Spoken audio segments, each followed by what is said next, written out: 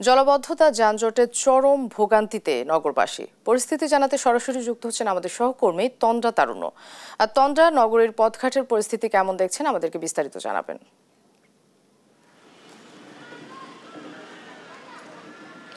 মনা, আমি এই মুহূর্তে আছি নিউ মার্কেট এলাকাতে এবং এখানেও কিন্তু আসলে সকাল থেকে যেহেতু 2 ঘন্টার মাত্র বৃষ্টি হয়েছিল, তবে এর পরবর্তীতে যেরকম জলাবদ্ধতা দেখা দিয়েছে পুরো ঢাকা শহরে, যদি আমি বলি পুরো নগরের অর্ধেক রাস্তাঘাটে কিন্তু একই অবস্থা। সেটা হোক বনানীর রাস্তা, মোহাম্মদপুরের ওদিকটা বলি, বা মালিবাগ বা কাকরাইলের রাস্তা হোক, সবগুলো রাস্তায় কিন্তু একই রকম অবস্থা। এবং নিউ মার্কেট এরিয়াতেও কিন্তু তার ব্যতিক্রম কোনো কিছু আমরা লক্ষ্য করিনি এবং ভিন্নধর্মী কোনো কিছু ছিল না। এখানেও কিন্তু আসলে যানজটও রয়েছে, পাশাপাশি পানি কিন্তু আছে এখন পর্যন্ত এখানে।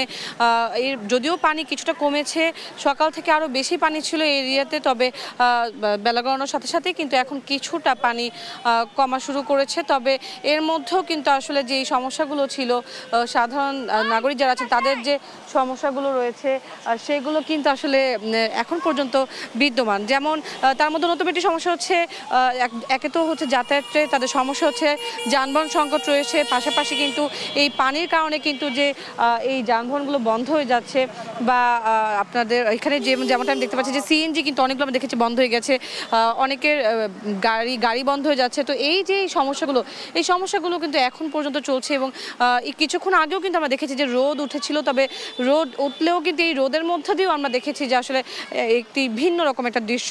এই রোদের মধ্যে দিয়েও মানুষ এই প্রধান সড়কগুলো দিয়ে কিন্তু আসলে পানির মধ্যে তারা যাতায়াত করছে এবং পানির মধ্য দিয়ে তারা তাদের বিভিন্ন গন্তব্যে কিন্তু তারা যাচ্ছে, এমন দৃশ্য কিন্তু আমরা দেখতে পাচ্ছি।